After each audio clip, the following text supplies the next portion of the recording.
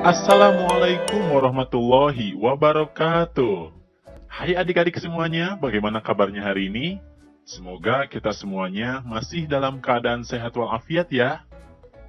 Sebelum memulai video pembelajarannya, marilah kita awali dengan membaca lafal basmalah bersama-sama. Bismillahirrahmanirrahim. Nah adik-adik, dalam video pembelajaran kali ini, kita akan membahas tentang kisah keteladanan Nabi Zulkifli alaihi salam. Kalian sudah siap? Mari kita simak kisah keteladanannya.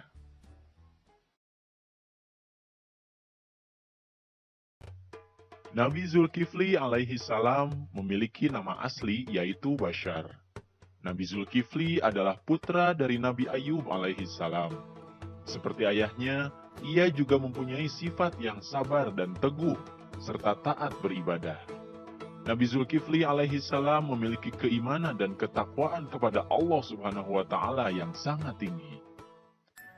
Suatu ketika, seorang raja yang bernama Ilyasa atau Nabi Ilyasa mengumpulkan rakyatnya dengan niat untuk menyerahkan tahtanya karena telah berusia lanjut. Sang raja pun mengumumkan 3 syarat. Barang siapa yang sanggup berlaku sabar dalam keadaan apapun, kemudian jika siang berpuasa dan jika malam beribadah, maka ia akan diangkat menjadi raja. Tak seorang pun berani menyatakan kesanggupannya. Akhirnya, anak muda bernama Bashar mengacungkan tangan dan berkata, "Saya sanggup, tuanku." Sejak saat itulah ia dipanggil Zulkifli, yang artinya memiliki kesanggupan. Nabi Zulkifli alaihi salam kemudian diangkat menjadi raja. Pada masa kepemimpinannya, ia berjanji kepada rakyatnya untuk menjadi hakim adil dan orang yang sabar. Di waktu malam, ia beribadah, dan di waktu siang, ia berpuasa. Ia melakukan sholat 100 kali dalam sehari. Tidurnya di waktu malam pun hanya sebentar. Keteguhan hati Nabi Zulkifli membuat iblis tidak senang. Iblis pun berusaha untuk membuat Nabi Zulkifli marah. Iblis menyamar menjadi seorang laki-laki tua dan mengadu kepada Nabi Zulkifli bahwa dia telah dianiaya. Akhirnya, Nabi Zulkifli menyuruhnya untuk datang ke persidangan. Akan tetapi, pada waktu persidangan, laki-laki tua jelmaan iblis tersebut sengaja tidak kunjung datang. Namun ketika Nabi Zulkifli istirahat, laki-laki tua tersebut datang lagi dan kembali mengadukan nasibnya. Nabi Zulkifli pun memerintahkan kembali laki-laki tua tersebut untuk datang pada saat persidangan. Setelah itu, Nabi Zulkifli memerintahkan pengawal untuk melarang siapa saja mengganggunya ketika beristirahat.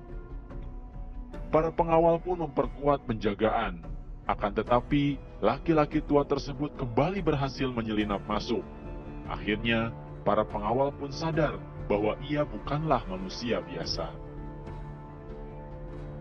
Godaan iblis untuk membuat Nabi Zulkifli marah ternyata tidak berhasil. Akan tetapi, kesabaran Nabi Zulkifli kembali diuji dengan keengganan rakyatnya ketika diperintah untuk maju ke medan perang. Rupanya, rakyatnya takut mati sehingga tidak mau pergi berperang. Mereka akan ikut berperang jika Nabi Zulkifli menjamin keselamatan mereka. Akhirnya, Nabi Zulkifli pun berdoa untuk keselamatan rakyatnya. Allah pun mengabulkan doa Nabi Zulkifli, sehingga tidak ada satupun rakyatnya yang mati ketika berperang.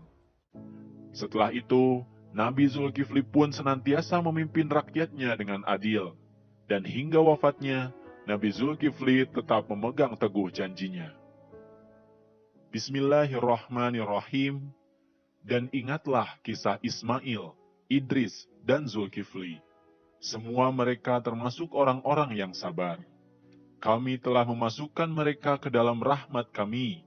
Sesungguhnya mereka termasuk orang-orang yang soleh. Quran Surat Al-Anbiya ayat 85-86.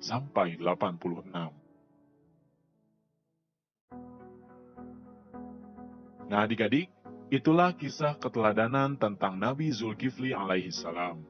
Ada banyak keteladanan yang dapat kita ambil dari kisahnya tersebut. Di antaranya adalah, yang pertama, kita harus senantiasa bersabar dan tidak cepat marah. Karena Allah Subhanahu wa Ta'ala akan menyertai orang-orang yang sabar dan juga memuliakannya. Kemudian yang kedua, kita harus senantiasa berusaha untuk menepati janji.